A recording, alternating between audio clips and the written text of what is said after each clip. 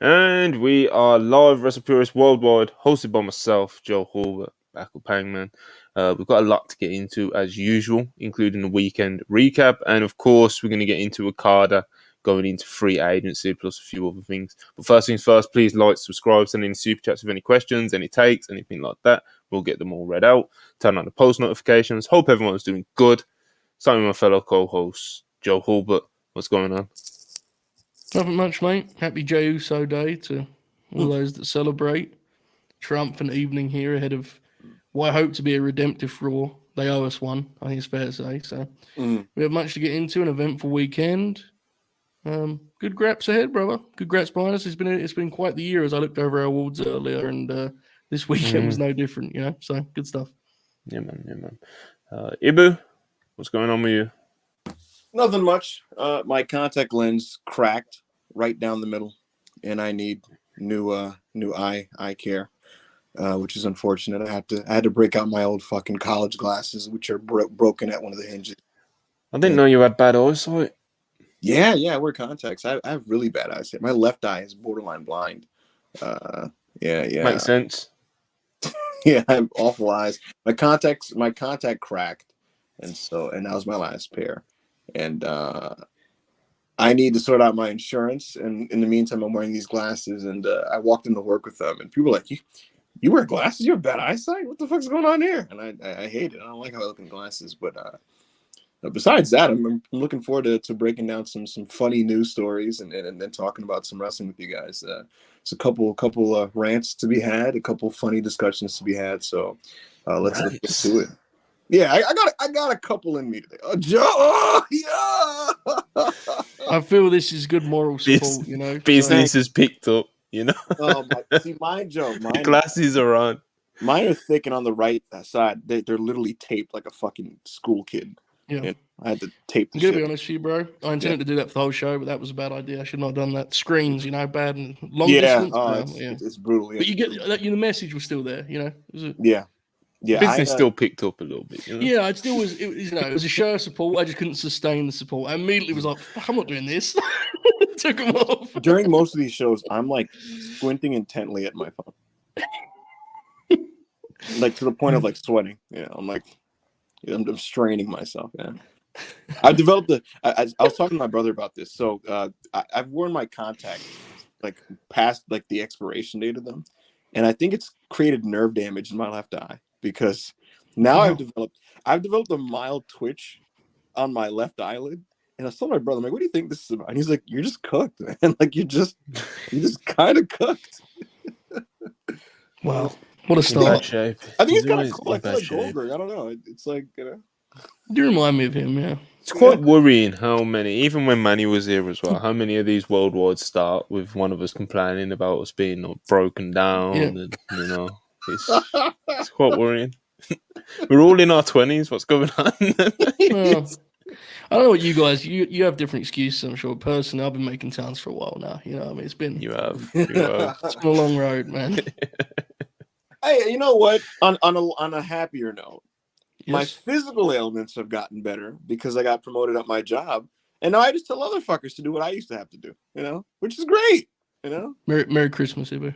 Absolutely. Merry Christmas. I'm like, yo, open that freezer. All right, you know, open that fucking freezer. Anyways, first worldwide of December. You know, hope everyone's looking forward to Christmas or whatever they're celebrating or whatever. You know, December's a good time of year. But yeah, let's dive straight into it. Kazuchika Okada is going into free agency in January 2024. This was first reported by Sports Illustrated, then backed up by Sean Rossap over at Fightful. And it seems like he's more than willing to be testing the waters and see what's out there for him instead of just signing straight on with New Japan and re-signing with them.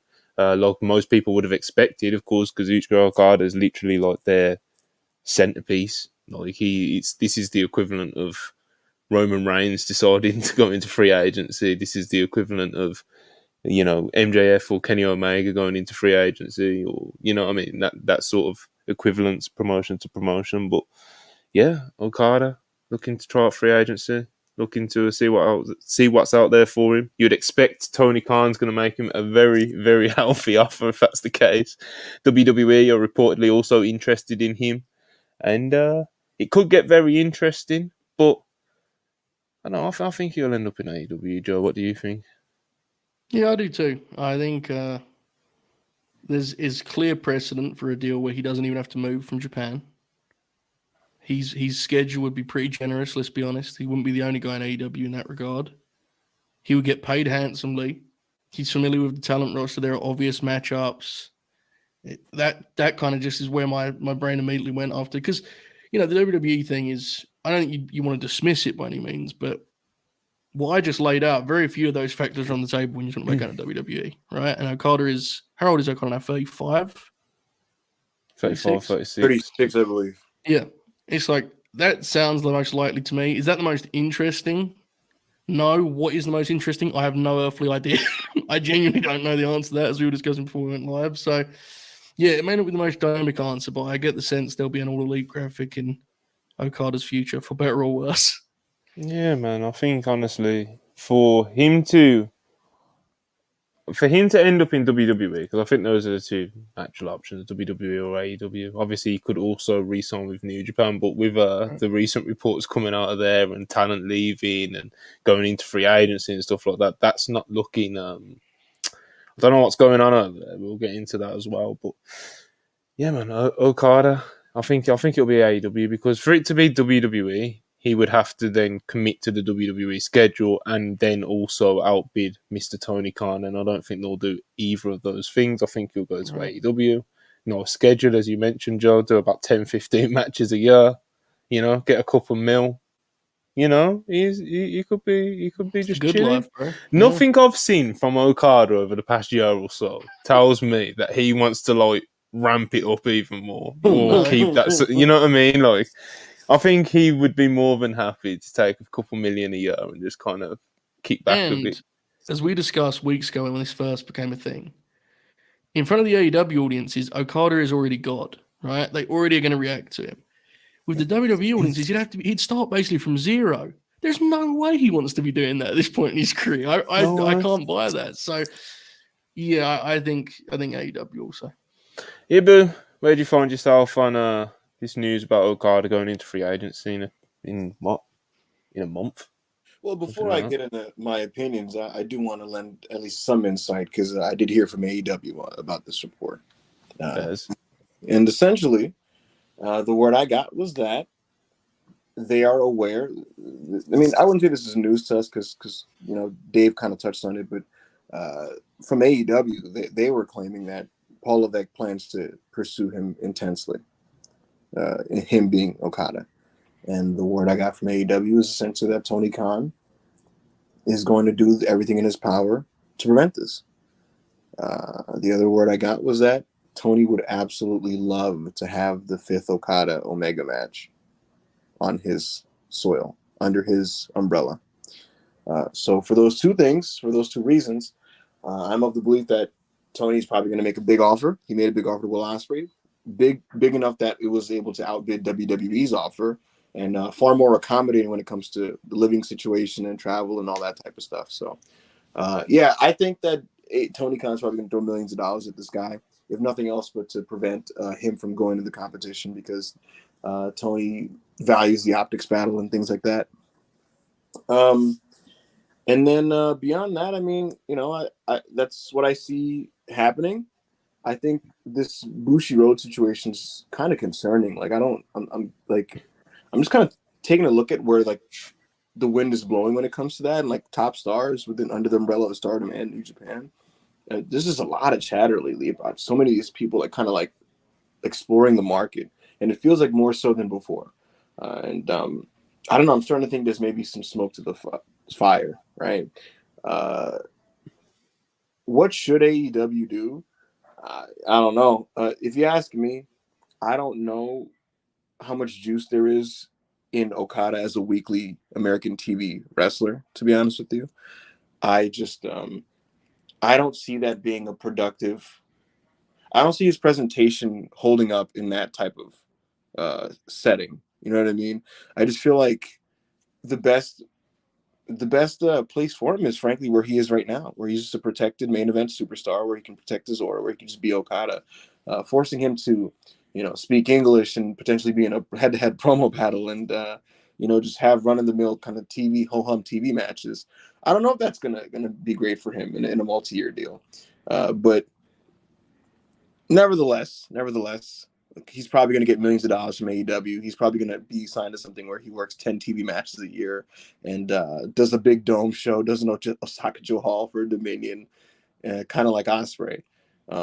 Now, where I think that deal works for Ospreay, I don't know if it works as much for Okada. If I was somebody's consultant, I would just simply point out to either Paul Levesque or Tony Khan that you guys have a lot of wrestlers under your own umbrella that you kind of should be maybe prioritizing. And I think that Okada is a bit of a booking nightmare because it's a big piece to now acclimate into what you do. And I don't know if the juice is worth the squeeze when it comes to that. At least with Tony has the benefit, he could just do a one-off and then not have to worry about him. I'd do the Kenny Omega match. For sure. That feels like Wembley, right? That feels like a natural for that wherever stage. You want to do it. That's a match you absolutely should do. It's a no-brainer. Is signing Okada long-term a no-brainer to be a weekly fixture? Not in my view. If I'm investing in a Japanese talent, personally, I'm investing in somebody like Julia or Kaito Kiyomiya, two wrestlers who are still in their 20s, are moldable, and you can maybe kind of work them from the ground up. Whereas Okada, there's just gravitas to that name. You got to handle that a certain way immediately. So that's where I stand. These things are always tough from, like, when you're trying to be analytical. It's like, I think we all agree that for the industry, it definitely does not feel like the best thing for every talent of note to be under one of the big two. However, it's easy for us to say that when there is an offer potentially on the table where a guy would have to wrestle 15 matches for $2-3 million, right? Like, and that's where it's kind of difficult to navigate these things. It feels like, as you said, it feels like Okada's in the right place, and obviously his presentation there goes without saying, and he could play a huge role in serving as that bridge between the generations that they have here. They've got this new young crop coming through. Now, New Japan has its own issues in terms of the way they're using that young crop. Let's not paint them as some kind of victim here, right? They're making a mess of it in their own right. But it is it's an interesting situation. Like, do either of the two US promotions need Okada? No, but who am I to tell him to not take that money? I mean, good Lord, that's going to be a hell of a deal for him. So, yeah, it's interesting. Let's see how it works. So I want to get into Bushi Road as well because what is going on over there. But first, a few super chats, keep them coming, people. We'll get them read out. By the builder, $2.79 Canadian. What do you expect Punk to do at SmackDown this week? Call Seth Rollins a piece of shit. That's what I'm not word for word, obviously, but I think the digs at Rollins are going to get a lot more clearer. And, what do you think should be the play for the follow-up promo? Because I don't think he's going to get into anything substantial storyline-wise yet, because we're in December. Like, well, are they going to have him work a TV match before the Rumble or not? I don't know. See, look, the worst-case scenario for this promo segment is like Grayson Waller interrupts him or something. That's my fear. Yeah, that's like worst-case scenario is like boom, boom, boom, boom. It's either that or actually maybe even worse is him like reminiscing about his time on the Blue brand. No, that's better. That's better. No, bro. That's better. Bro. If he comes out and he's like, been a while, folks, back on SmackDown. No, that's what they do where like they act like there's a difference and like they show up on the Blue show and they're like, man. Because at least with Grayson Waller, he would have someone to like verbally dunk on, get some cool points. I'd rather him pretend the SmackDown audience is a different audience and being like, you SmackDown fans, man. Straight edge society. You mean neither's ideal? Yeah, I was about to say. That would be funny. Him having to go back and forth the Waller, having to listen to Waller and make that kind of CM Punk puzzled face, and then like just have to like come up. I mean, he'll make it work because he's good at back and forth. I just don't need to see that. What do you think it is, Bill? What do you think it is? I'm not sure. I think he ramps up the CM Punkness, I guess, the more trademark Punkness. Listen, he has seen the criticism to his first promo. He's aware of where people stood with it. So I do think we'll get more of CM Punk that we know and love in this follow up. But just from a content standpoint, I'm just not sure how much new will be added on this week. To be completely honest with you, I hope we get an interaction with Paul Heyman. The thing is, it may be too early to pull the trigger on even having them face to face on TV. The thing, if the story they're going to go with is that, you know, he's going to work with Rollins, right? And the story that Rollins part of that is definitely going to be, this guy's not even worth my time. Yeah. Wouldn't it make sense to have Punk start to point in that direction and not get a response for a couple of weeks? Like, you know, Punk makes a point of, I want to win the world's title again. That's what I'm back here to do. Seth no-sells that, and then you're immediately telling that story without even telling it almost, right? Because Seth's kind of just looking the other way and sees him as a fraud, basically. So could we do something like that? Something that resembles a professional wrestling challenge or goal? That would be great. The only thing is, like, Seth's not on the Blue brand, so Phil would look silly if, like, he went to the Blue brand and was like, Yeah. that's Seth, motherfucker. But you know what would be kind of interesting and fun, and it would be in line with the TV, is if, like, maybe, like, Nick Aldis is interviewed in the show, and they're like, why would you allow, like, what are your thoughts on CM Punk? He's so controversial. He's so this and that. You're letting him on your show, and Nick Aldis being like, well, SmackDown's the home of dangerous individuals. I mean, this is what we're built around. CM Punk is good in my book, you know. Like, that'd be kind of cool. You know what he could do? He gets, because remember how in the first promo he said, like, some people aren't happy to see me, right?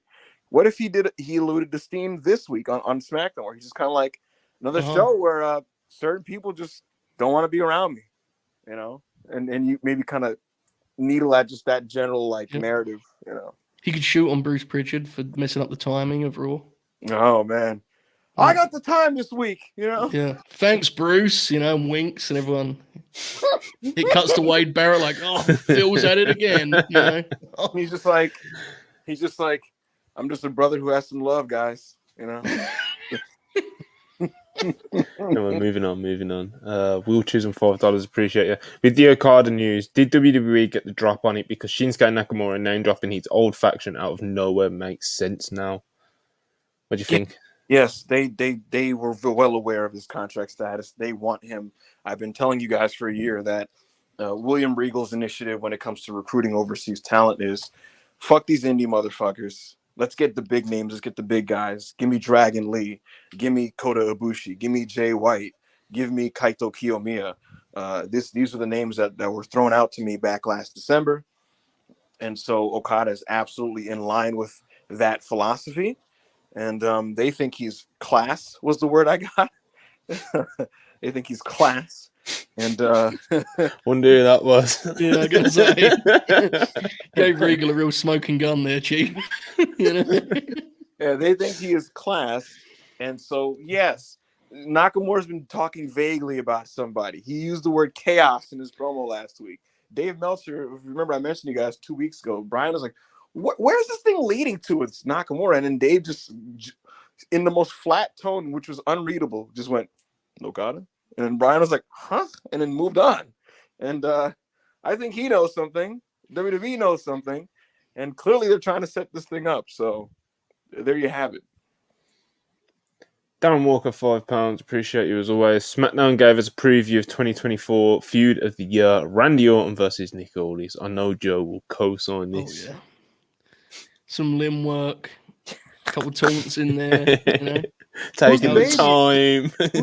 Wait, what if I was gonna say who's the baby, who's the heel, but could you imagine, you know, brass knuckles, vicious heel Nick Aldis being I will make your life on SmackDown a living hell. Can I imagine? What have you been doing for the last 6 months, bro? Come on. Randy and Nick. I'm just saying, could you imagine a backstage bit, Joe, where, like, Randy's walking out and Nick's like, hey, I'm the boss here. All right, don't get that. I will make your eldest needs some work, brother. I love you, but it needs some sharpening. It's kind of Jason Statham right now. You know? Jason Statham. But the idea is he puts on that tough guy voice, you know. I'm with that. Yeah, I'm and he's just, you know, I'll make your life a living hell here, and Randy Orton. He's a Nick Aldis. We'll see how it plays out, you know.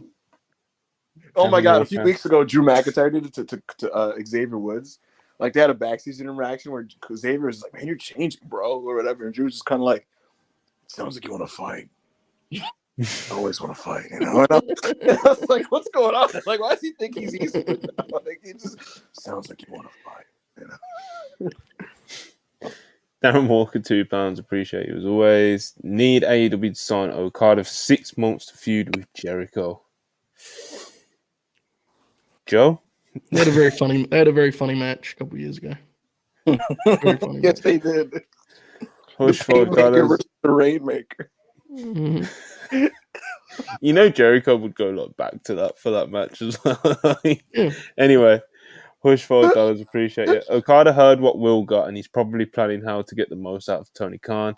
He's gonna post him and Nakamura on Instagram to get an extra meal out of Tony. It's gonna work. That's the thing. It's gonna work. We'll see. Brian Buster $4.99. Appreciate you as always.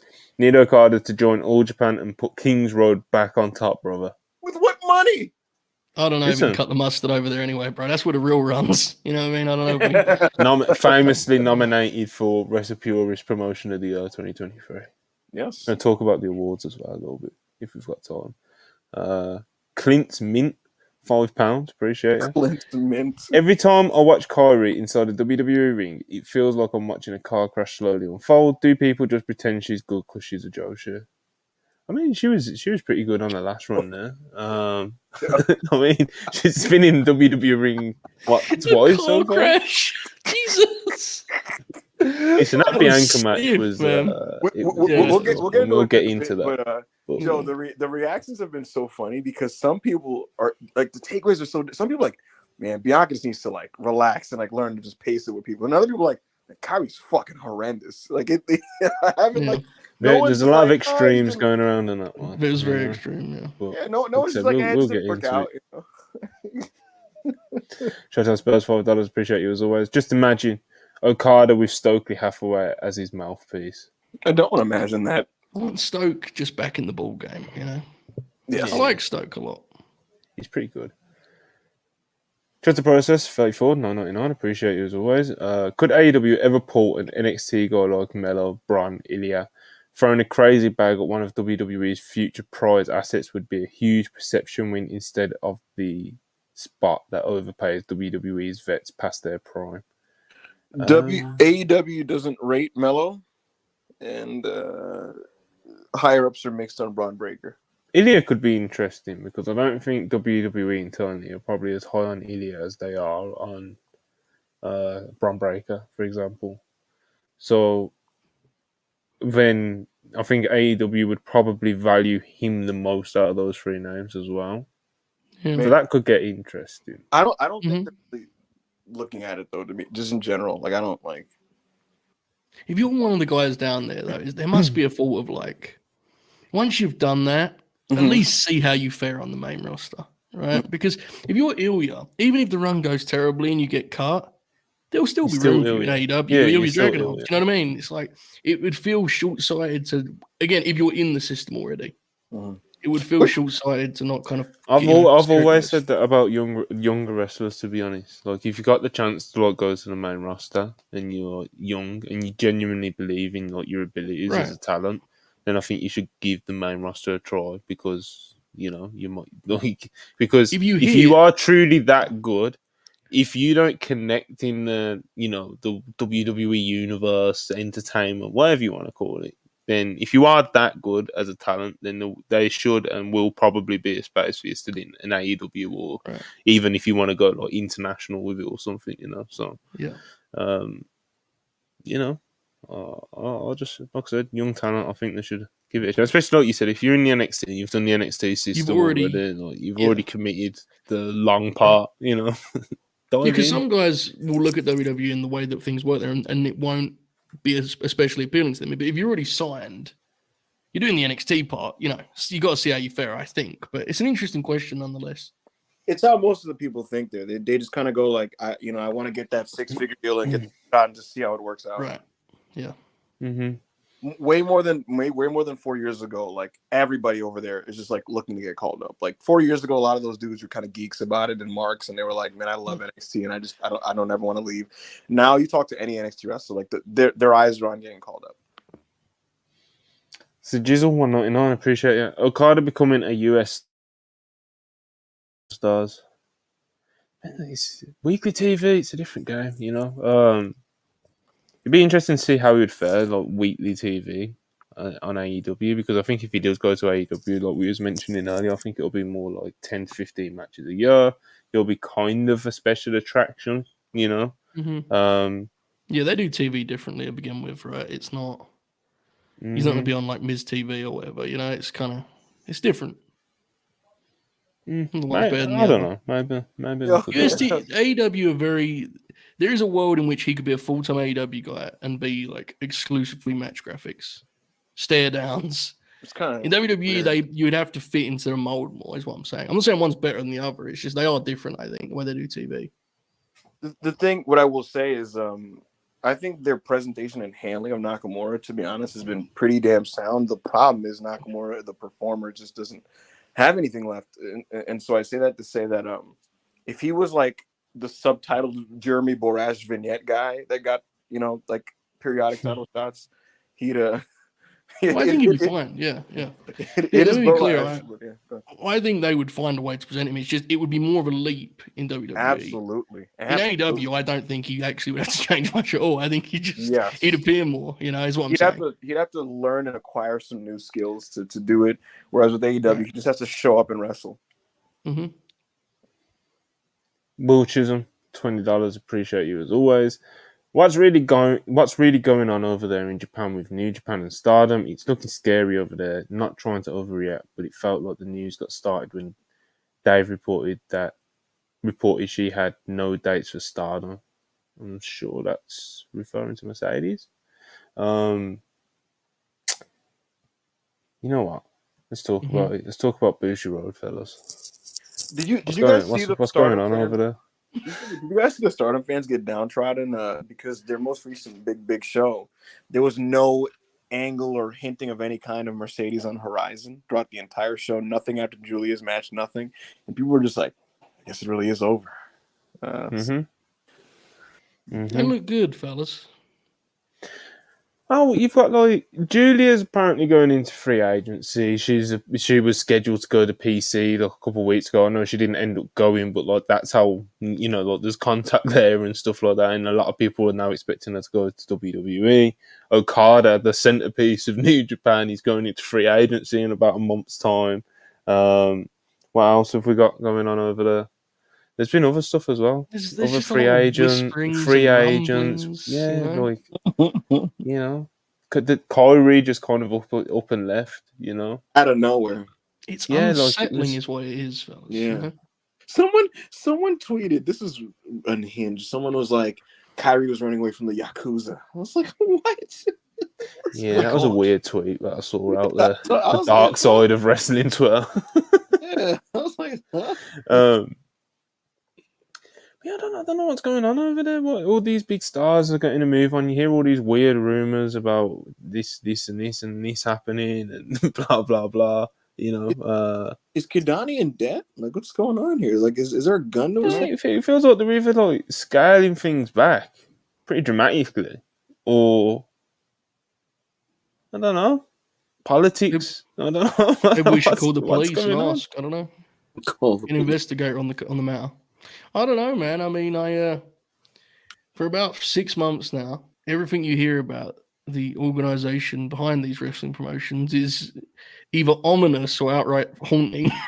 There's been a lot of that kind of, hey, things are about to change over there. That's what they keep doing. I've been, it's very difficult when you're the one hearing that. How do you repeat that without sounding like an asshole? But like frequently, and I think everyone that's on this show right now can attest, the word has been, things are going to be different over there soon. And it's always said like something horrific's about to happen. Like there's some sort of, crime being plotted, which is why I brought the police into the matter. Well, I haven't yet brought them in, but I'm considering That's what I mean. It's tough. That's why I always like, you hear rumors about this and blah, blah, blah. Because it's like, how do you even... Yeah. It's weird. It's what's going on over there, Joe. Joe, even the way you said organization scared me. Like, I'm like, the organization. I don't know. I'm looking over my shoulder, bro. I don't know what's going on. You know, you try to do yourself supper one evening, and you're getting DMs about Bushiroad being there. I don't know. I didn't even ask. Yeah. You know? Yo, when I tweet, I was telling you guys off there, when I tweet just about like what's happening in the Japanese wrestling scene, all these Japanese wrestling pages that have some type of like bit of lead on this situation just DM me like 2024 is gonna be big. Yeah. You know, I'm like, what do you guys know? What's happening? I don't know. What's None of them are on the show, unfortunately. So we don't know, folks. But it don't seem good.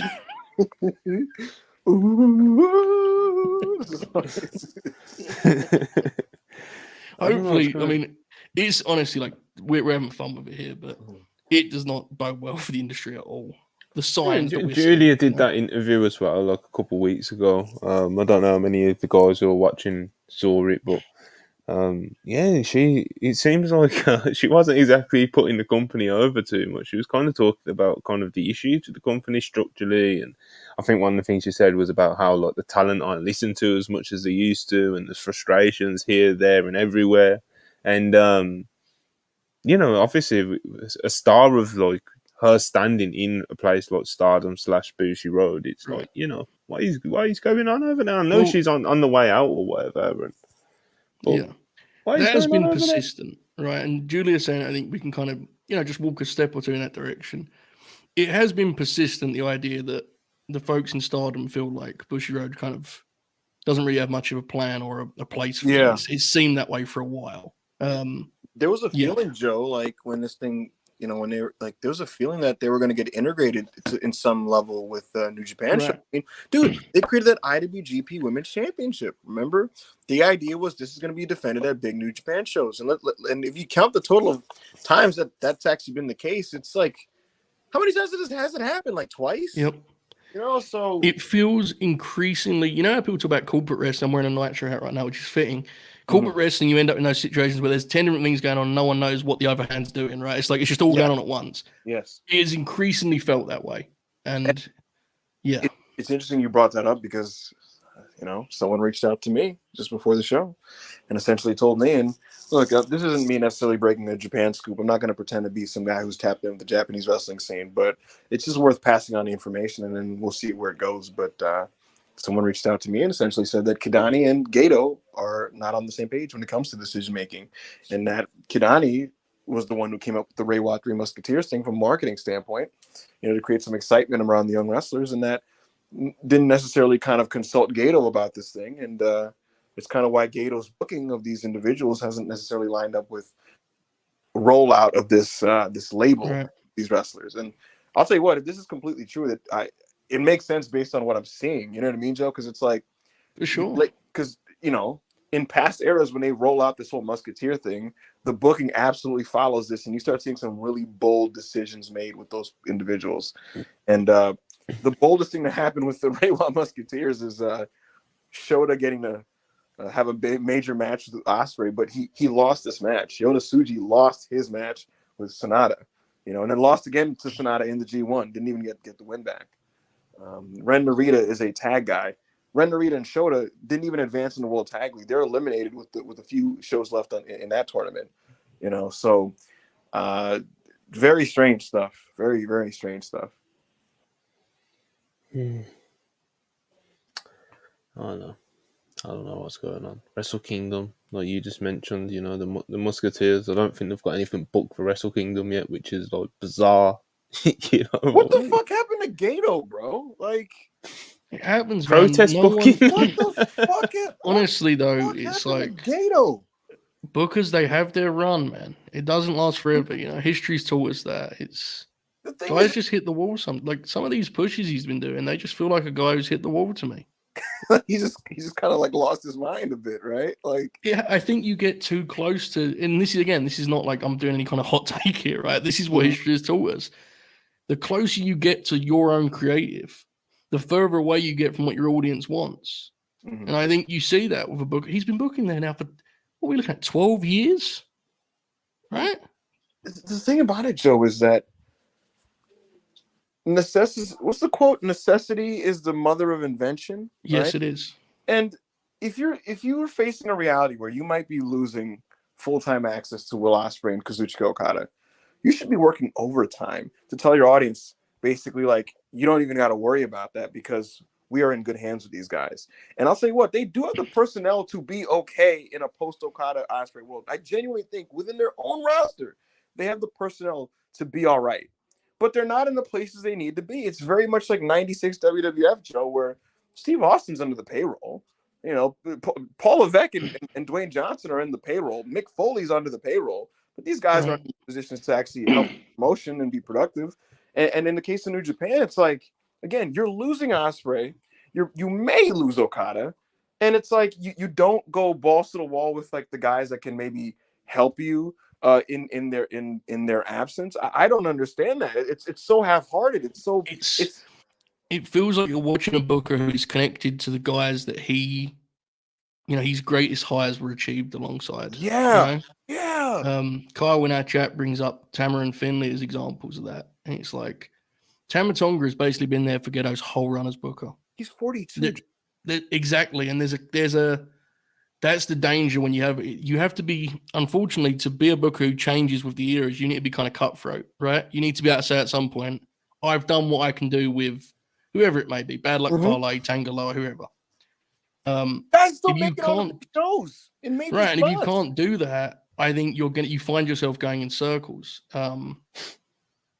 That's what it looks like to me, and Davis, I know that the Naito thing. I don't think it's been particularly very inspired for years at this point. I know a lot of people like New Japan's back at the start of the year. I never really kind of bought too much into it because it was just, well, clearly it seems that way now going into this Wrestle Kingdom. So they set themselves up to be back, though. That's the thing. They set themselves up to be back.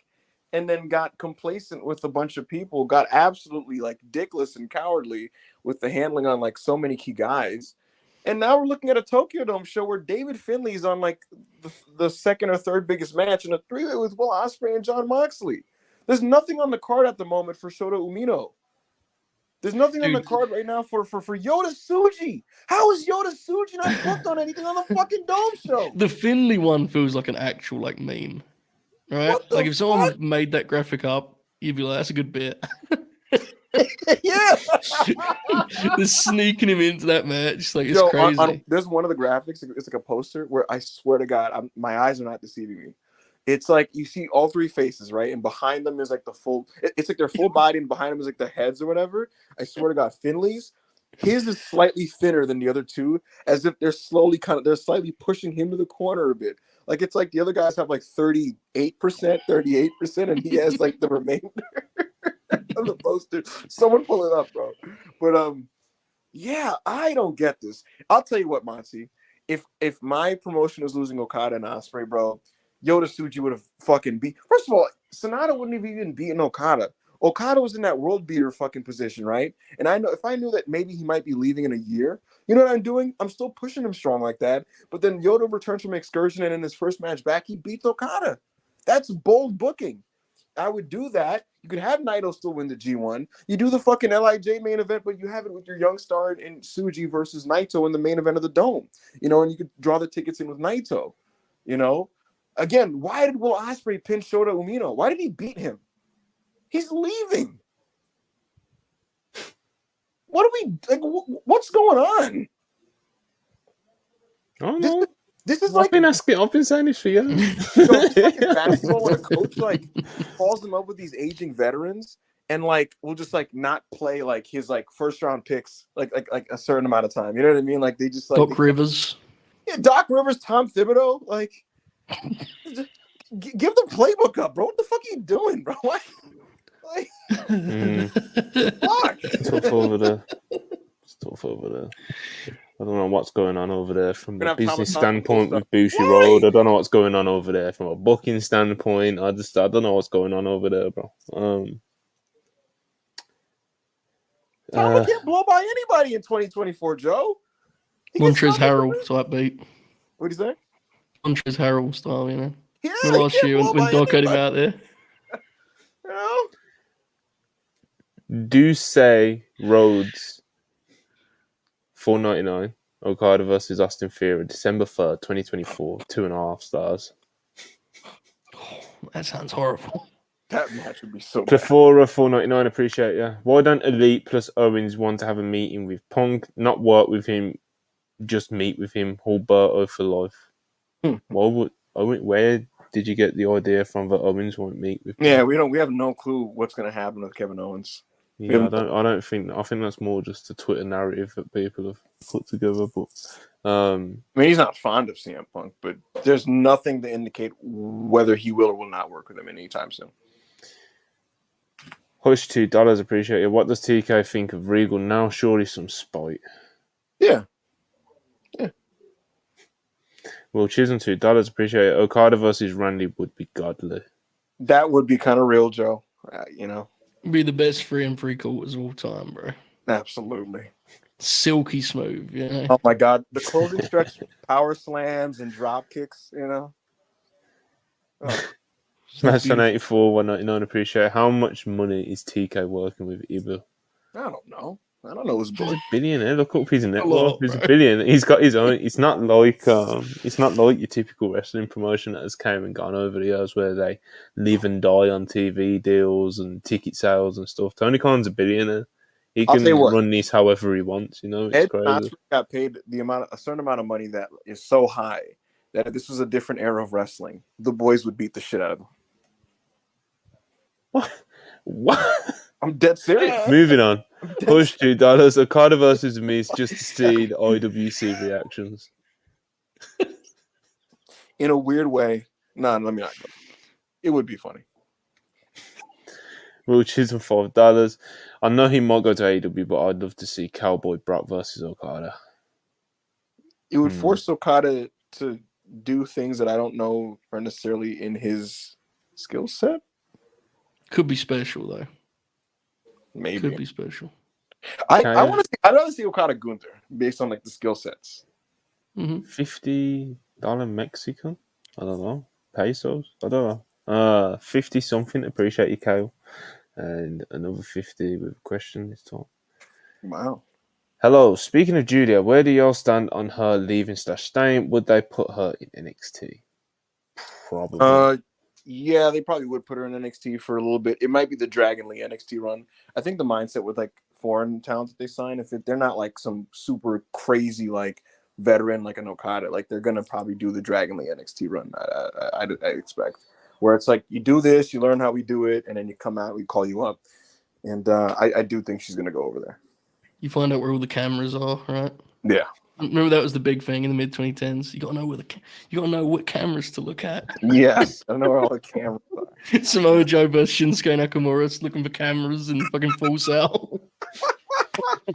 Full Chisel $20, appreciate it. I should have figured it out. I should have figured it out when Stardom talent started calling out EO in live interviews. It's going to be nasty when Triple H makes SmackDown Stardom 2.0 with Mercedes the face of it, lol, half joking. SmackDown Stardom 2.0. Joe, every morning I feel like I wake up and there's another Joshi wrestler who's just like, I look forward to I look up to EO. I want to wrestle EO again. I'm like, God damn, bro. Like, EO's like the Michael Jordan of these fucking girls. Like, she's doing it big, man. I mean, it is what it is, right? Like, she's like one of the main draws of the biggest wrestling show. It's kind of crazy. Yeah, the way like they see it, they just see it as like she made it. She just made it, Yeah. Well, She ask did, her. right? I mean, but EO's one that they mention and look up to and aspire to be like. Asuka's a Hall of Famer, brother. Asuka's a WWE Hall of Famer. I think sure. pretty low. I think I might be in there pretty soon. EO's on her way. Probably is. Yeah, she probably already She's is, definitely in, bro. Yeah. They're all in. They're all they all go all in, They all go in. Asuka's won a Rumble and everything. But anyway, anyway. We'll see how it all plays out. But it does seem like there's going to be a few talented women making their way to SmackDown Stardom 2.0, as Will Chisholm called it. Willie 999, appreciate you. Not great for the wider pro wrestling scene that both TK and Paul love to hoard talent. Remember how bloated 2019 NXT was, and now one has a blank check to spend and the other won't be outdone. Bleak. I agree. Yeah. Co-sign. It fucking sucks. The thing about it is, it's like we're past it now, but like when WWE was in that hiring freeze, right? Like in some respects, it almost forces Levesque to just kind of like go, well, we got to make the most of who is here, and there's still like people on that roster that you can kind of mine value out of. But when you have the ability to design, I think most bookers, Triple H is victim of this. Tony Khan was a massive perpetrator of this, like until AEW got too bloated. Was just that you're always just looking for the pop of the new thing. You're always looking for that. And you're always looking for the shiny new toy, as cliche as it might be of a criticism. But Triple H is like, oh man, what if I just threw this guy out there? What if I just got this guy? What if we did that? And some of these people, like obviously they can help your promotion, but yeah, it is bleak. It is bleak. We don't. And also, what's up? as a fan, it's like there are so many guys and gals that are role players in the big two that could be like centerpieces of the other promotions. Yeah. And while that's obviously way less fun for their bank account, so I understand. As fans, that's more interesting, right? Like rather than everyone just being like a supporting act. I mean, it is what it is. It's the reality of it. They can't get paid elsewhere that way. And who am I to say? But it is frustrating. That's the thing. Like not to be a mark about it. Obviously, like at the end of the day, it's about the dollar. You know what I mean? But my God, dude, Buddy Matthews as a top gaijin in like Noah, that'd be great. Right? Exactly. Yeah. Like there's so many like just really solid wrestlers who are just running in place in a mid card spot that they will never get out of. But for them, it's like, look, I'm making 6-figure money. That's cool. And these promoters are going to keep them in that spot because that's where they see them, considering what's above them.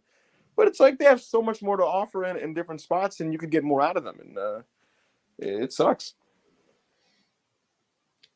Push $2, appreciate it. Would Tony Khan give Monet the same pay as his top male stars? He should, but I'm not sure if he's going to. I would imagine so, but at this point, I don't know what's going on. Mercedes. Hard to predict. Ben Dixon, $5, appreciate you. New Japan's future is so bleak. Joe's doing commentary with an accent and fake name so he can make a quick exit if needed. Oh yeah, I need to settle that interview. Akiva, $2, appreciate it. All this going to try to sign Punk to SmackDown on Friday. He's a good businessman like that, so I would. If they recreate the thing with Punk, it would be kind of funny. If like he offers him the £10 of gold and goes, "Finally, you have a real world's title." If it was purely up to Phil, he would absolutely slip in NWA references. He would absolutely slip them in. I don't know where they're at location wise, but like, because knowing North Carolina, if Punk was like, "We're in North Carolina, Horseman country," like you just but they should definitely like retcon out this as being like an old like part of when NWO's red hot, right? Oh my God! Like, you used to be king here, bro. And he looks at the people, throws up the 4. Yo, fucking Nick Aldis looks at the crowd and he's like, "You guys are very familiar with me, and I'm very familiar with you." And it's like you worked in front of like 5% of this crowd. This is a weird one. I'll just say Match Fan 84 and the 199. Thoughts on Tony's and Marina's foot play gimmick, Bill? Marina has a foot play gimmick. But she doesn't wear boots. Yeah, I don't wrestles barefoot. I don't think it's a foot play gimmick. I don't have much opinions. I took note of the crowd popping when Tony exposed her feet, which was don't know what's going on over there. Which was depraved, Showtime Spurs, $5, appreciate you. Julia should be the first woman managed by Paul Heyman. I don't see the fit there. Yeah, neither do I, to be honest. Dangerous Alliance, Julia, maybe good. Cody Wills, 199, appreciate it. I've stricken ill, and the best medicine is WrestlePurists Worldwide and Raw. I hope you get better soon, mate. Absolutely. Happy to help. Andrew the Giant, £5, appreciate it. Has Triple H finally realised, like most of us, that Karrion Kross hasn't got it, or will he keep trying? Well, he's in the Intercontinental Championship tournament, brother, so... Bobby's going to fucking kill him, though. And I don't know if you've been seeing... Bobby's going to fucking kill him. I don't know, man. Triple H likes Karrion Kross, bro. Bro, Joe, have you seen Karrion Kross's house show results? He did, this weekend, he did jobs to Pete Dunne, like just back to back. Yeah. Yeah. Pete, I was trying to figure out, because you can sometimes you can figure out things from the house show results, and I was like, does that mean they're gonna ramp it up with Pete, or are they just like, this guy How fucking tall sucks? is Karrion Cross? He's like 6'2". 6'2", Many 6'3". handed he noticed, brother. There's some Japanese photographers out there. He's got to protect business, you know. Get yourself on a plane, son. if fucking Michael Hayes told me like you're doing a job butch on Saturday in Palm Springs, I'd be like, go fuck yourself. Let's be honest, guys. The right man won, right? I mean, good Of Lord, course. Yeah, Of course. we're just having fun here, folks. I mean, you know, Karrion Cross, you know. Yo, look, Cross. I think he should find a setting where he can have his presentation the way it was at his peak. Shave the head, go to Noah. They'll probably give you the belt. You know, I'm telling you. There are a lot of wrestlers that I pretend to care about for the sake of wrestling conversational content, and I'm not adding Karrion Cross to that list, so we're best to move on. Yeah, you've already done it a couple of times today. Anyway, Irene, $5, appreciate it. With Will and possibly Okada and Mercedes out there, does TK have blank checks to hand out, or does he have a budget when it comes to a new signing? All I know is he's willing to throw big money. I know he's willing to throw big money at the people that he really wants. Yeah, and when it's people who he can, like, you know, he can live or die. You know, he can live or go without. You know, he'll probably use the budget excuse. I don't know. We'll see. We'll see how it plays out. But if you really want someone, like Ibu said, he's a billionaire, man. You know, AEW seems like it's pretty self-sufficient at this point. I know, as me and Joe were kind of messing around on Friday with, it's like, I know the net profit number didn't come out, but, you know, they generated $170 million in revenue this year, if reports to be believed. You'd think some of it's profit, you know, or at least breaking even or something, because if they're not, that would be quite crazy, with that kind of number. So, you know, you've got a self-sufficient promotion that's apparently about to get an even bigger TV deal that is run by someone who is already bringing their own billions to the situation. So it's like, he can do what he wants, really, you know? Yeah, I tend to agree.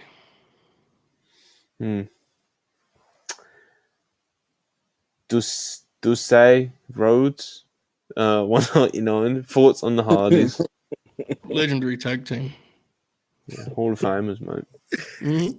I'm sure you guys saw those, you know, those quotes. All I have to say is that, look, they're well within their right to want more creatively for themselves, want to do more fulfilling things. And the company's well within their right to refuse that if it's not right for them. And I think Hardy's being featured more in significant positions is not what AEW needs. It's not what's right for AEW. But if Matt and Jeff determine that it's what they need and what they want, that's fine. I think both sides are entitled to feeling how they feel, and AEW should not be ramping it up with them and giving them, you know, more storyline wise. It's a case of what we just talked about, right? In a different place, as the stars, the people that folks recognize, you could do something with them. Maybe there is no reason to be doing it in AEW when you have that many guys sitting on the bench waiting to play. You can't. Absolutely, and it's almost mind blowing that they were going to prior to Jeff's mess up. Yes, which was a mistake then, and if you'd have asked us then, we would have all agreed on that because they shouldn't be used that way in AEW. No, they were going to win the tag team championships, and that's insane to me. I agree.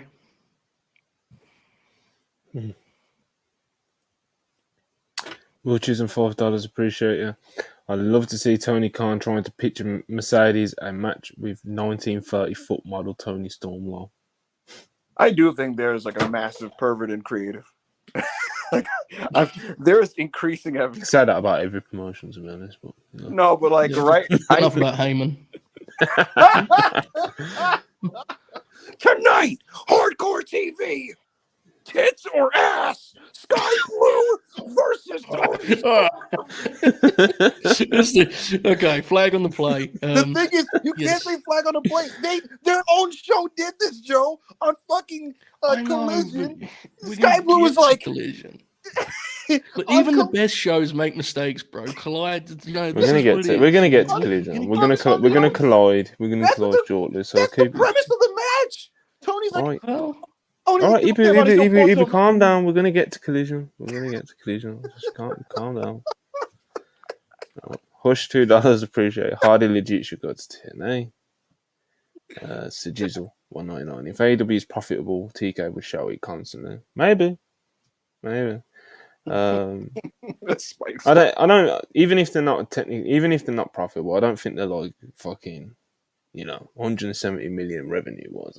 The outgoing is gone. Even if they're not making money, it's like I doubt they're losing like hundreds of millions a year, like fucking, like that other company, that other company once upon a time. Which company are you talking about?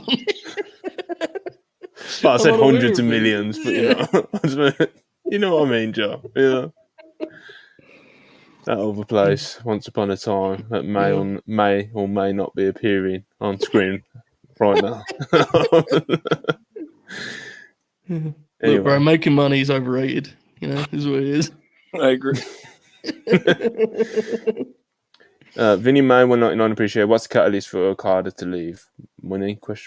Probably. It's gonna be money. Money schedule. If he does leave, he's gonna absolutely do some type of conference or press or whatever where he goes like, I wanted to challenge myself and creatively expand my bride, and it's all gonna be lies. It's real graps. He got paid. If he says to WWE, he's gonna be like, it was always a career goal of mine to see to test myself in WWE, and Nakamura really helped me out there. I'd love to travel the world with him, and it's all gonna be lies. Nick Khan's gonna hand him a fucking form and be like, "This is what you're gonna tell the ring." Nick Khan, you gotta do what he tells you. He's gonna make ties, brother. I do. I follow his lead on that stuff. Listen, buddy, you're gonna go to the ringer in about an hour. Read this paper. Dade read the paper. It said WWE Universe Journey Global Brand Premium Live Event, and he went, learn the fucking words. Learn the fucking words. All right, let's get into this weekend recap. We got like 45 minutes before Raw, so I'm sure that's more than enough time. What do you want to start with? Collision, SmackDown. Rampage didn't really have anything worth diving into. Really was. There was a few tag matches and stuff, but nothing really too significant. I think we should collide. Let's collide then. The Blue League. We love the Blue League here at WrestlePurists Worldwide. It's very near and dear to our hearts and souls. A man LA Knight in Collision.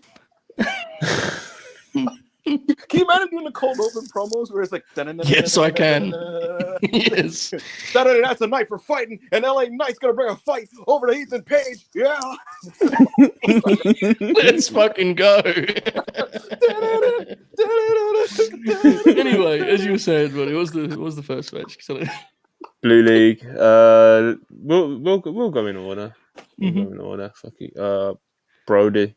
Big Bad Brody King defeats Claudio Castagnoli, which I'd say is probably one of the, I don't want to say surprise or shock results, but maybe the underdog won for one of the first times in this tournament, But yeah, Brody King got a big win here over Claudio. Very good match. Just two big strong dudes out there, wasn't it, Joe? It was, mate. And you were right on this one about we were trying to figure out who should lean babyface, and you said the people love Claudio. You were right on that. He was able to do that, and the people were with him, right? He's Claudio. He's awesome. It makes sense. Interestingly, if Brody wins one more match, Eddie's out, right? I think, which is crazy how quick, because it's a 6-man block. That stuff happens a lot quicker. So that's an interesting thing. I got a feeling Garcia's going to take him the distance, which could be quite the piece of business, but we shall see. Nonetheless, really good match. The first of 3 in that regard. This show was a real strong one for the tournament. And simple stuff, as you said, physicality, 2 big fellas sort of whacking each other a bunch. And you had the swing spot, which people always love, especially on a big man. So really good match. It was probably my 3rd favorite of the night, which says more about the other 2 than it says about this one. It was really good. Ibu, what do you reckon? What do you think? It was my second favorite match of the night. I thought it was good booking. I like that they've established Brody King as the monster of the block, which you got to do in these tournaments. You got to make somebody feel unstoppable, so that when somebody beats them, it's a big deal. It like you said, Eddie Kingston is in danger now of elimination, and his back is against the wall, and he has to face Claudio next week with his back against the wall, which is great storytelling, actually. I think already some stories have materialized out of this Blue League that are very interesting as a result. Garcia's at a crossroads. He kind of fucked himself with how he approached things in his match. And now Brody King is the monster of the block, like I said. So I thought this was very good. I thought this was about as good as the Eddie Kingston Brody King match. So just another good entry in Brody King's campaign. Right, sticking with the Blue League, because I think this is how I'm going to do this review of Collision. We'll do the Blue League matches and any other little things. But yeah, like I said, Brody versus Claudio, good piece of business. Then Daniel Garcia versus Andrade El Idolo, of course, accompanied by CJ Perry. Yeah, another good match, man. Garcia he fucked himself at the end. It seemed like he had it. He's getting closer and closer to that win, but yet again, this is a mistake. That isn't the first time he's made it. He leaned too far back in the Dragon Tamer, and it led to his demise. Ibu, what did you think? The second Garcia and Andrade match in the past 3 weeks. I think they wrestled 2-3 weeks ago, didn't they? This was definitely a step up as well, wasn't it? The work was sharper and tighter. It just didn't have the space to become like a great epic match, but the work was just so good in the time frame that they got. I'm watching it. I'm like, man, this is Collision wrestling. This is the Saturday show. This is where the real runs. This is the Blue League. This is what we foster here. It just Blue League wrestling. That Gold League stuff that they do on those Wednesdays, right? Where they just kind of have that, those loose, fake, strong style matches where they just kind of have their soft chop battles and the crowd is. Well, hold on a minute. They do have Mark Briscoe. Yeah, they do, but he's a fish out of water over there. Like everything's just so loose and flat, and the crowd is flat, and there's a bunch of LEDs all over the place, and it's, I don't know, and then. There's blue and red lights and lasers, and then you turn to Saturday and you got a dingy, smoky venue. The wood is chipping on the floor, and Garcia and Andrade are grinding it out. You know what I mean? And in Tony Crockett Promotions Collision. So I thought it was some real shit. Real shit indeed. Holbert, what did you think? Yeah, I co-signed. Well, I was going to say I co-signed completely, and then I remember where it ended up that praise. But all the stuff about the match, I co-signed. I love this. It was so noticeable, the chemistry, like the increase in chemistry between these two. And it's something that I think AEW could do more of, especially with they have free TV shows now. Don't be afraid to just give us a series between guys sometimes. I know WWE burned people on that in 2020, 2021 range, where you seem like the same people wrestle each other every week. But Garcia and Andrade, their first match was good, but you could tell they were just feeling each other out. This was way better, even though in a star rating sense, it wasn't like a massive increase because, as Ibu mentioned, it wasn't trying to be an epic. I think they only had 10, 12 minutes around that range. Everything was just on point here. And I thought this was the performance that Garcia needed, honestly. I'm a huge fan, but I think he's looked like someone who's trying too hard at times and is almost trying to make up the difference of what he's booking where his booking has fouled him. I thought he looked confident here. Physically was on point. Everything was sharp in terms of the offense. He just looks more comfortable each week. And I thought this was, again, a new high in that regard. So I really like the match. And as a Garcia fan, I was thrilled with how he wrestled. I thought this came off really, really well. I liked it a lot. Yeah, man, good stuff. And of course, the main event, Bryan Danielson is back in the ring. He's got the eye patch. He's wrestling with this huge eye patch, which is so big that sometimes he became a little bit loose and it was going over his other eye. He was basically blind out there at times. But He didn't stop him, did it, Joe? And he did not stop Bryan Danielson doing what Bryan Danielson does. And of course, when he's opposite the ring to Eddie Kingston, who we all know and love as well, you get collision magic in the main event, don't you? Joe, good stuff, wasn't it, mate? My very good goodness, stuff. Very, man. very This good was stuff. again, the whole match is great. I love the whole thing, but the first like 5 minutes of this, pretty much everything I want from pro wrestling. You know, they're in this feeling out phase, and Eddie is he's like the boxer who loves to brawl but knows he has to keep his shape because he's boxing a real dude, you know. And so Dragon is throwing these low kicks to try and get under his skin. They're hurting Eddie, but more than anything, they're annoying him, right? And Brian's grinning at him, and Eddie's got this poker face. All he needs to do is cut the ring off, and he circles. Brian's circling, he cuts the ring off on 2 occasions and goes to the body. And Dragon immediately responds with a chop and pays the price in an instant. How great was that moment? Brian throws one chop and immediately is floored by the one in response. And it's a styles clash. You can tell those stories of wrestling, especially tournament wrestling. The story is it's a brawler versus a technician, basically. Go back and look at when Eddie Kingston shoots a takedown and immediately gets reversed and Dragon takes control, because they're the details that define what this matchup is about. Beyond that, in sort of a more broad personality sense, these two are just made for each other, because Dragon is the wrestling machine. He's the perfect wrestler, and he is the mountain for our very imperfect hero to climb, basically, right? And in both matches now, Dragon has outlasted Eddie. He's not been better than him. He's simply outlasted him. And that's the story that they're telling here. And Eddie always has a show of defiance. He flipped him off both times because Eddie never learns his lesson, right? He just keeps coming. And I just thought this was like a reminder of how great, right? The difference between good and great pro wrestling. We are all guilty of saying great far too often, I think, about modern wrestling. And it's just is what it is, right? We're talking about a lot of different matches. For TV wrestling, I thought this was like pretty much everything you could want from a TV main event. I just thought this was superb. Loved it. You, Bill? You feel the same way?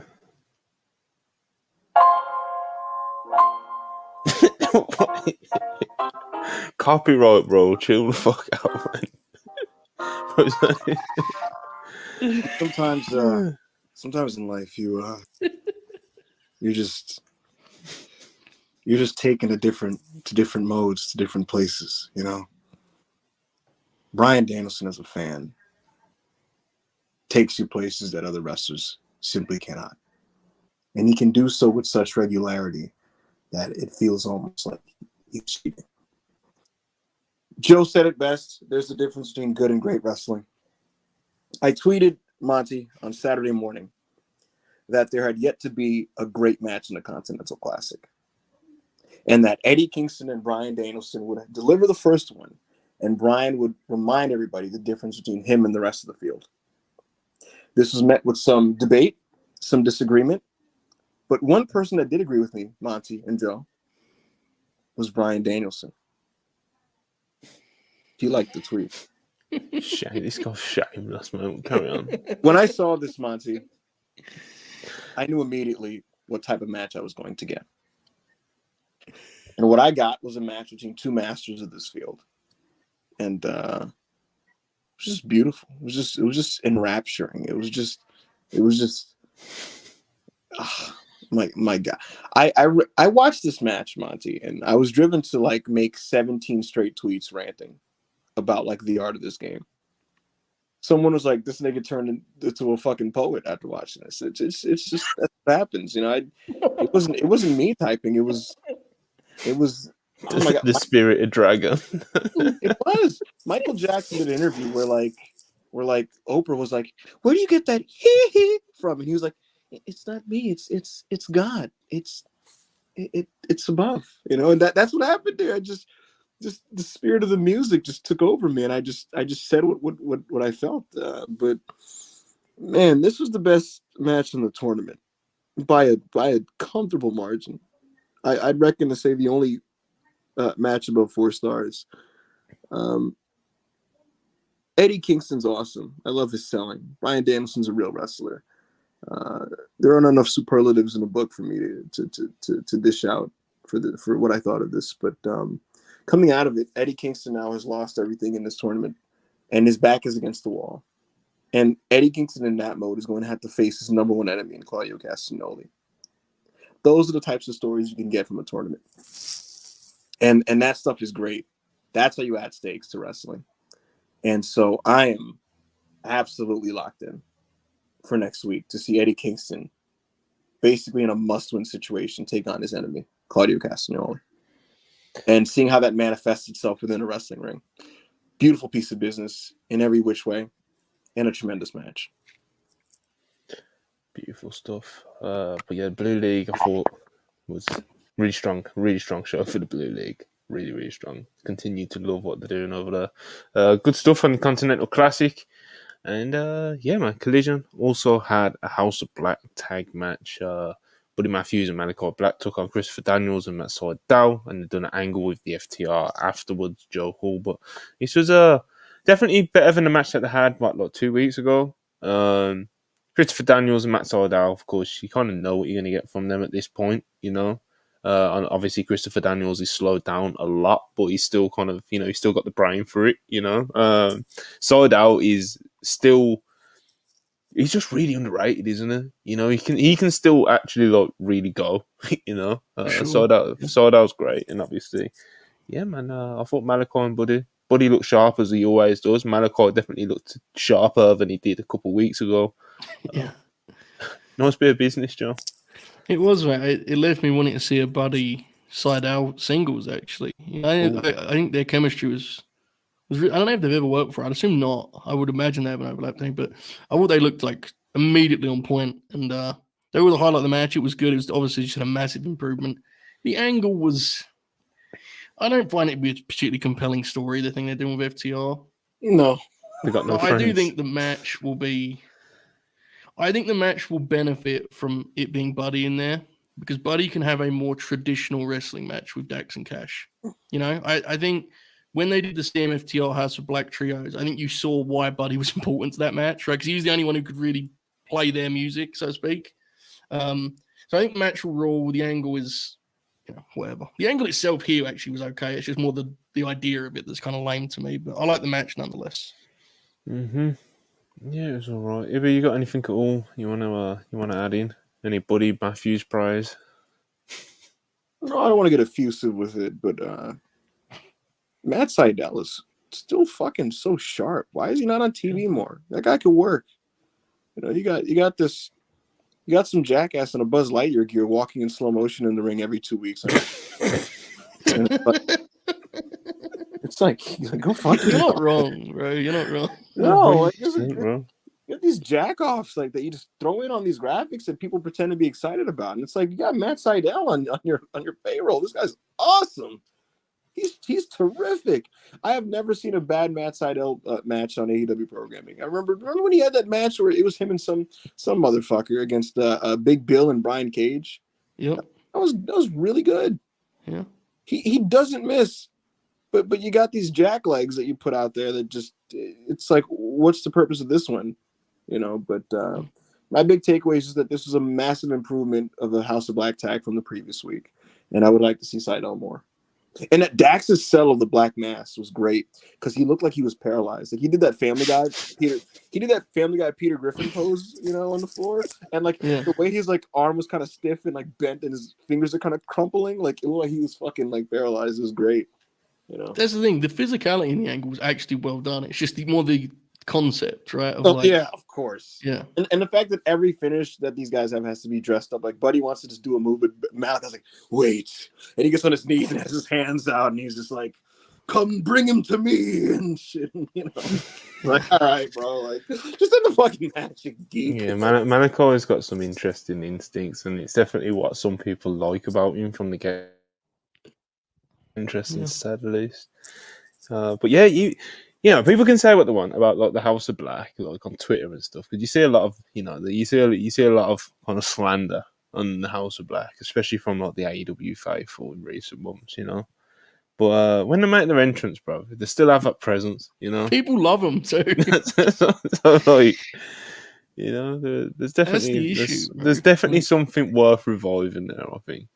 If they have a 20-minute match with FTR, they're gonna work in a way where they're gonna get heat on Casual Dax, whatever, and feed to a hot tag. But the crowd actually is like very much ready to cheer House of Black and have been the entire time, which is always an issue when they get those heat. Remember they had that match in Vegas against the Acclaimed and Billy, where they got like 10 minutes of heat, and we came and argued they should have just had a bomb fest. No one wants to see Malachi work a leg, you know. No, and he spent most of his year this year in these trios matches as the guy that works the leg.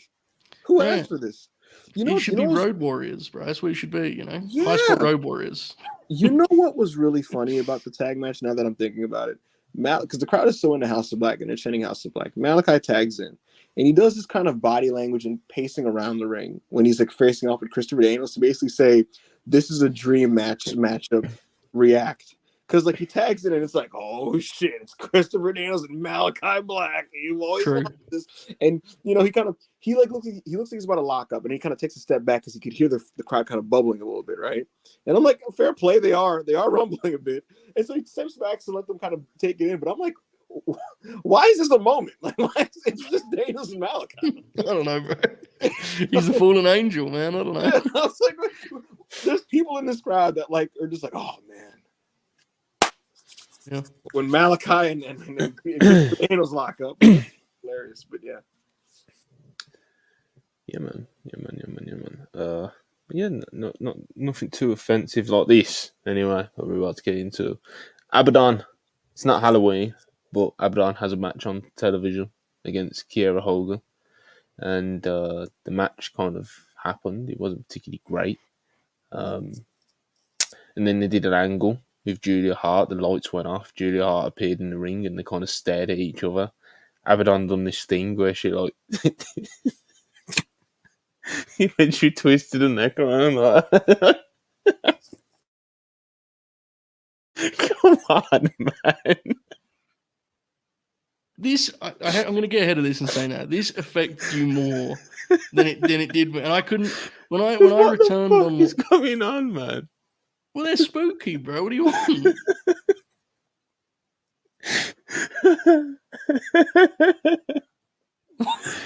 This baffled you. I don't know. I was surprised by the response to this. I'm going to hands up. Ibby, where did you stand on the mail? He didn't watch on Abaddon and Julia Hart. Yeah. Sounds bad. Sounds like some ass. I don't need to see Abaddon outside of the month of October. I don't really see what's the place for her in the women's division. I'm not interested in her and Julia Hart trading lightning bolts and fire and witchcraft and magic and black goo. Head tilts.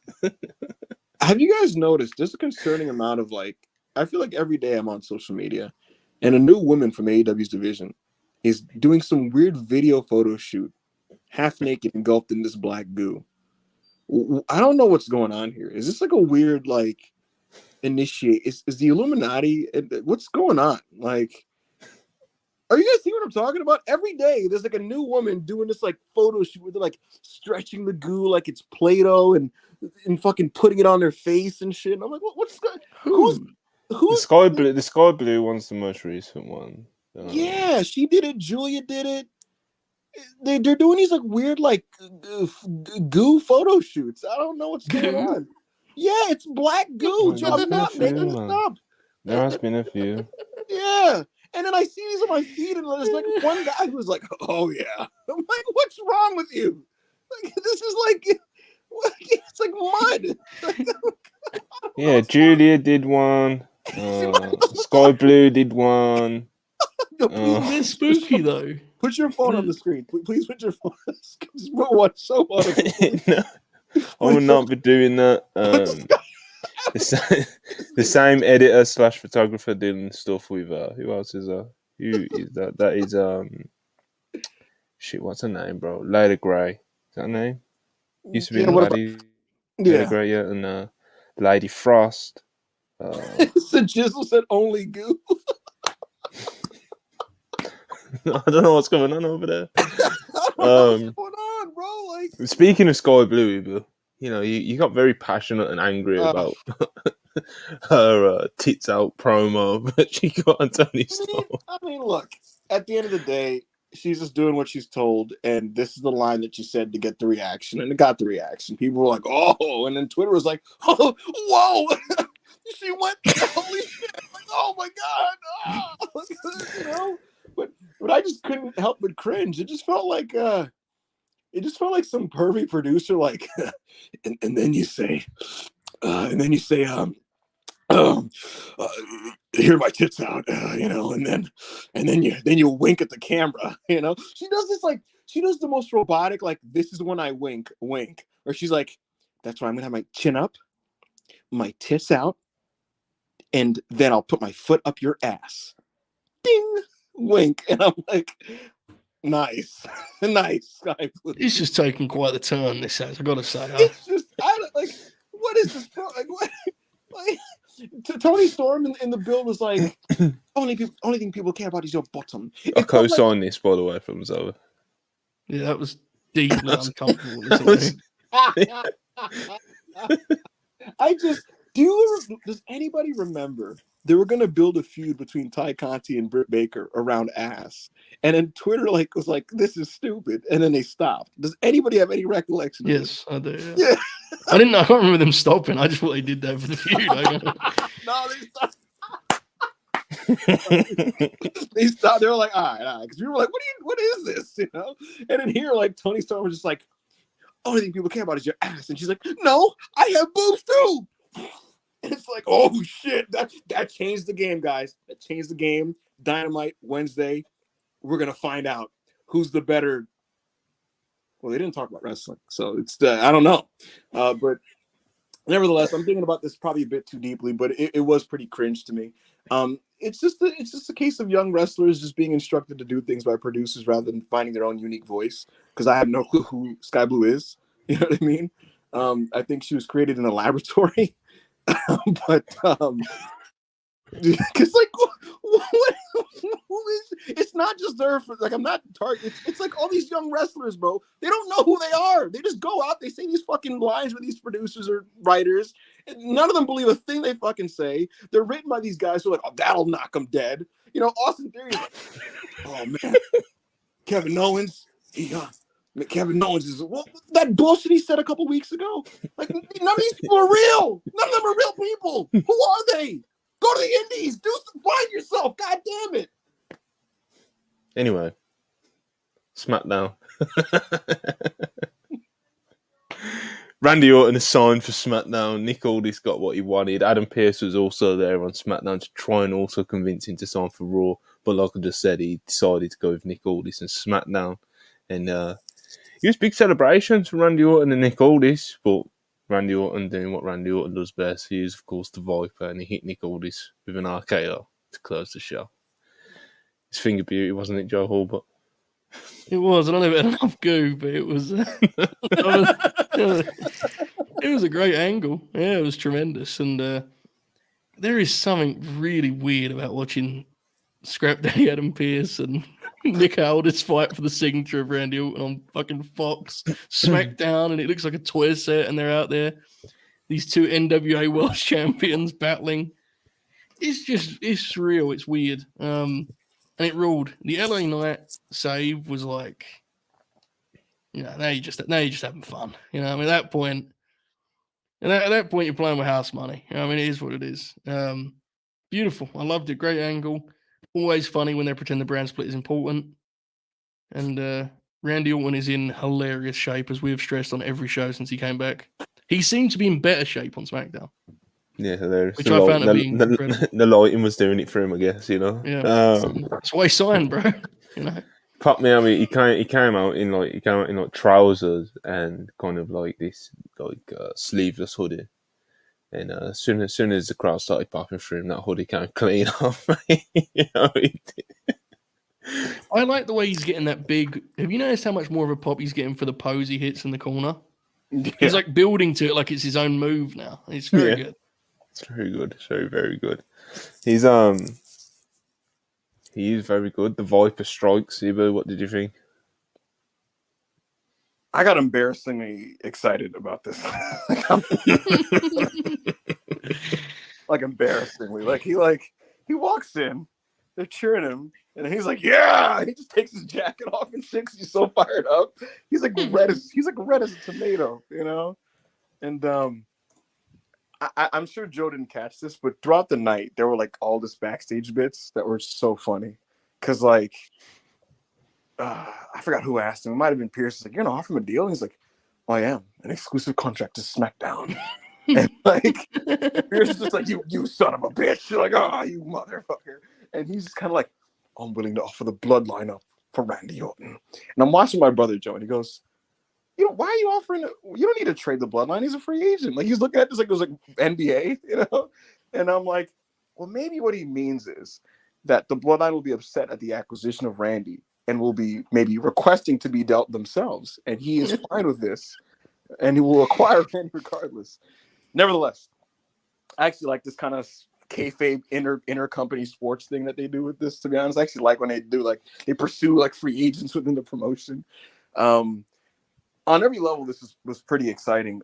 You know, you had fucking Pierce like, oh, I'll give you the winner of Jay and Seth Rollins, and Randy's not moved because he's like, I don't give a fuck about Seth Rollins, you know. He's out, you know, and Pierce is all this is like, I'll give you the bloodline, you know. LA Knight's pop was that was absolute like have your cake and eat it too gratuity. You know, they're like, hey, let's also flex LA Knight on this thing, you know. He comes out just to save. It's so funny. Like, LA Knight, big pop happens. He's coming in to do the save. Randy Orton RKO. He RKOs Nick Aldis at the end just because he has to be cool, you know. This is good shit. Randy Orton right now, man. He it's been 2 shows, Monty, but he's having a hell of a return, I gotta say. You know, he comes off like the baddest man in the company. Oh, he's great. He's great. We look for Randy Orton. But yeah, it seems like Roman Reigns is going to be the direction of Roman Reigns, and the bloodline is going to be the direction for Randy Orton. So, yeah, man, looking forward to seeing it. Randy Orton versus Roman Reigns at the Rumble is reportedly what's being talked about. Seems more and more likely, of course, judging off Friday. Yeah, man, that was something that I was looking forward to before he got injured, and I'm still looking forward to it. Maybe even more so now, you know. That's gonna be a saucy face-off, you know. Just yeah, man. Roman can't allow him. If he was a real wrestler, because this is what they were doing back in the day. If he's a real wrestler, he can't allow Randy to cut down on his masculinity. What I mean by this is this: if they have a face-to-face and Randy just again decides to rip his shirt off, Roman has to follow suit because that's what you do in wrestling. That's just what you do. You know, I was watching an old angle, Joe. It was Shawn Michaels with Triple H. This is early '98. He's cutting a promo on Austin. Austin just face to face, just for no reason, rips his shirt off, and he has his chain on. He's looking all tough and shit. You can see Shawn kind of go, "Am I doing this? All right, fuck, all right." And he has to like rip his off. And he's like, "All right, motherfucker." Like, yeah, you know, it's real graps, brother. Absolutely. It is, mate. It is. I'm up for it. Also, Butch outnumbered again. He's got no friends, you know. Pretty deadly decided to pick on him. It was also reported by Dave Meltzer earlier on today on Observer Radio. So maybe, just maybe, Sheamus is a friend that Butch is looking for right now, you know. And I've been missing Sheamus, let me tell you. Absolutely, I think we all have, right? It's him and Lashley sounds compelling too as a potential route back, and yeah, give Bobby a feud that he could sink his teeth into. That's a win all round for sure. 100%. Ibu, you miss Sheamus? Absolutely. He he just has one speed, just whacks people. I'd like to have him back. When I was watching the show, I thought this was leading to Tyler Bate, to be honest with you. But I could see Sheamus being in kayfabe the guy that brings the brutes back together. You know, we'll see where it goes. Dissension is Triple H's favorite story beat right now. It's his favorite fucking storytelling device. Every group has to like have a slight problem with each other, and what we've learned is it doesn't. In Vince's world, dissension equals breakup. In Triple H's world, dissension equals 4 more weeks of TV content. You know what I mean? Like he's like, ugh, how do we feel a segment this week? Ugh, what if they're just mad at each other for a couple weeks? You know? Might be telling to something in his own life. I don't know, but yeah, we'll see. Sheamus might be the guy to bring the Brutes back there, or maybe it's Tyler Bate. We'll see. I'm cool with either choice. We've got an Intercontinental Championship tournament announced by Logan Paul. Oh man, I haven't got the contestants up. I'll rattle the ones I have off the top of my head. It was I was gonna say I've got a few. I'll find it whilst you're doing that. yeah, it's Dragon Lee, Santos Escobar, Karrion Kross, Bobby Lashley, Kevin Owens, Waller, Theory, and an NXT wrestler. That's all of them, isn't it? Yeah. Yep. It feels like a potential Santos, Dragon Lee. Santos, Bobby, Dragon, Karrion Kross, Theory, Waller, KO, NXT. And an NXT wrestler. What were you going to say? Feels like a potential Dragon Lee vehicle, doesn't it?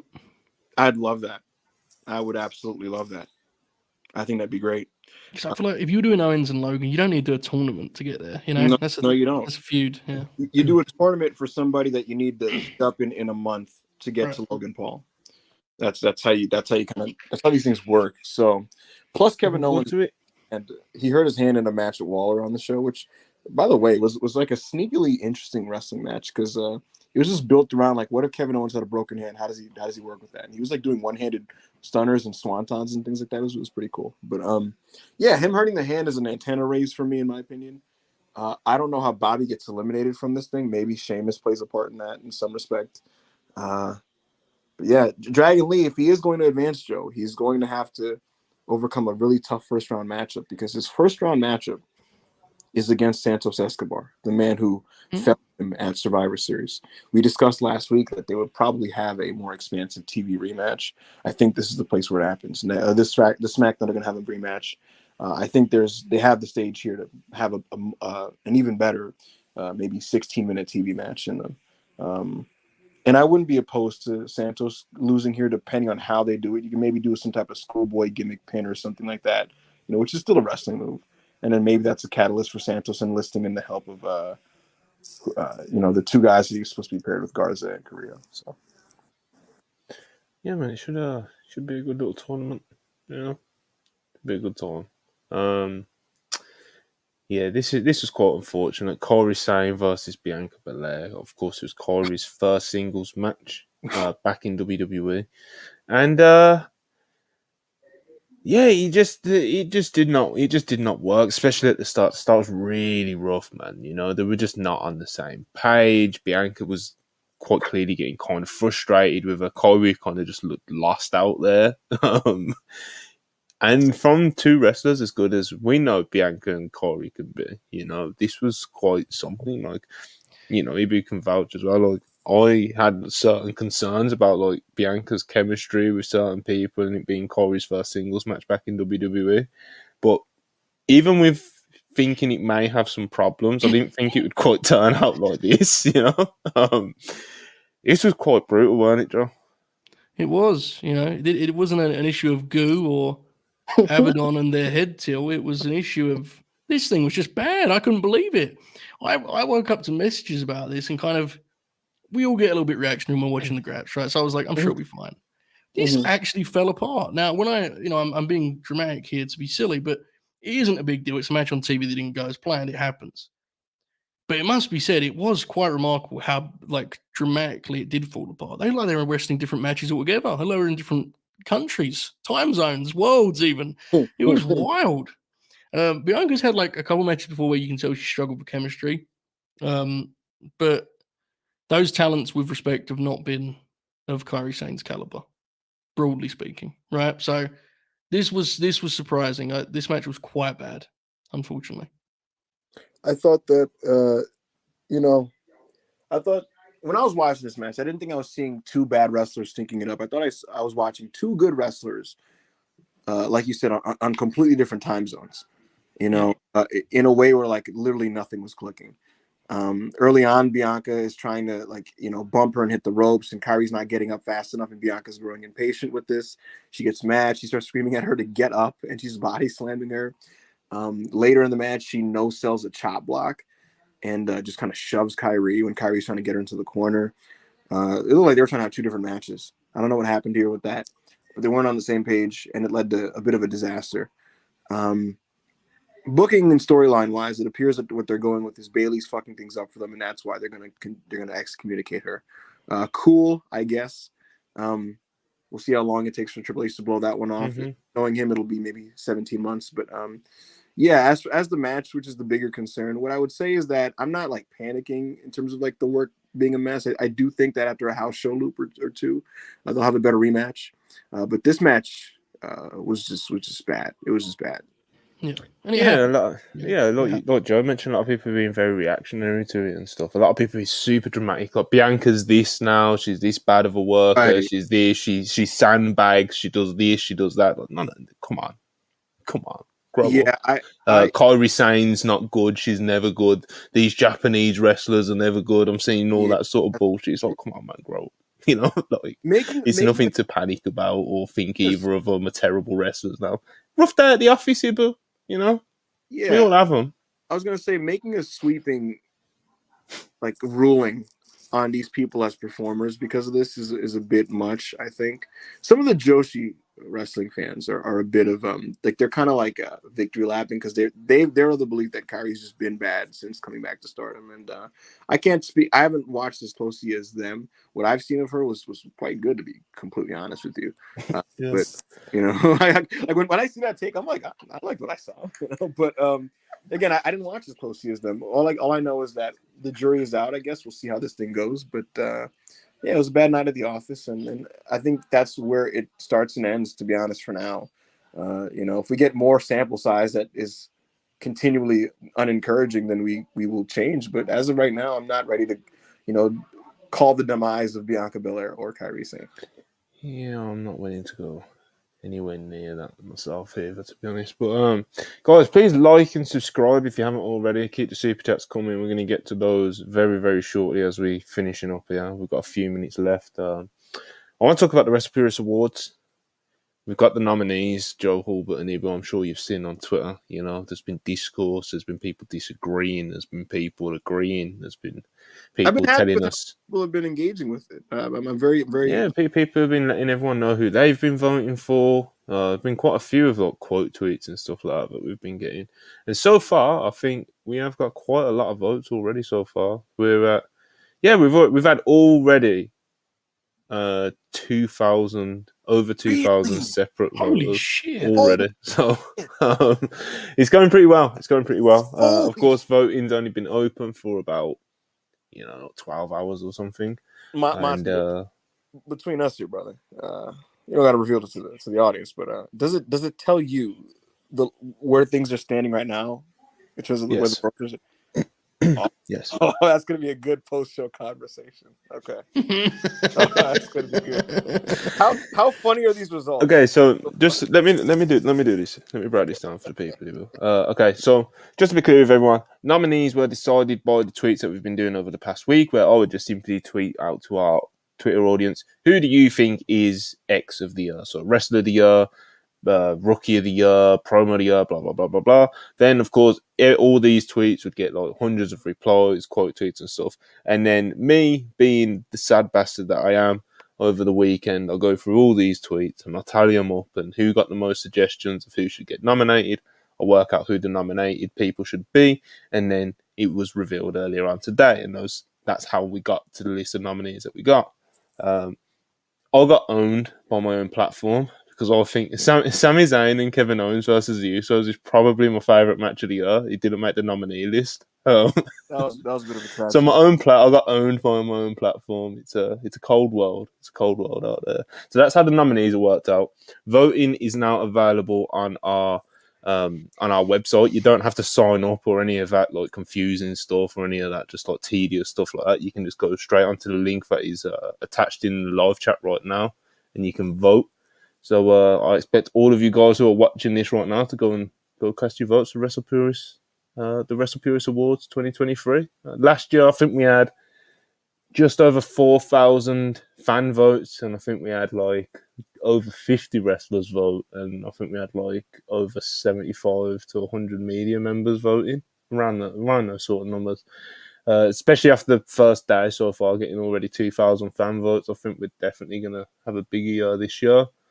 Definitely going to get in touch with more media. I'm gonna at least reach out to everyone. Everyone. So if you're a media member and you happen to be watching this for some reason, then keep an eye out in your emails or your Twitter DMs because you'll be getting one off me shortly. And yes, some interesting nominees, but a lot of it is, a lot of it's kind of gone as expected. I think so far. Yeah, it's doing it is, doing it on our side of things. Where you just read the nominees is actually a really interesting experience because it brings back some good memories. Like for example, the show of the year and the match of the year categories. I think it's a very uniquely kind of uneven year. And I think that shows when you look at like promotion of the year or even frankly wrestler of the year. I think it's a weird year for that award. Ospreay The jumps rookie off of the the year page list is crazy. Well, yeah, that's always kind of weird, right? Especially now. But Last year was stacked, bro. It had Hawk, it had Braun Breaker, you're right. Logan Paul. Paul. It was stacked last year, bro. This year it was quite tough.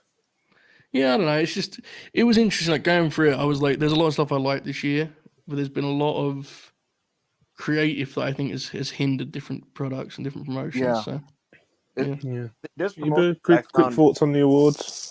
No, I was just gonna say to Joe's point. I thought some promotions were like great in places, right? Yeah. Like I loved a lot of New Japan's first half of this year, to be honest. Like I was a big fan of a lot of what they were doing. And it absolutely fell apart. Then you have AEW who there's a couple of their big shows that I thought were great. And I think the TV would get on track and then fall off track. I thought their product was very strong from All Out to Wrestle Dream. It was a really good period for them.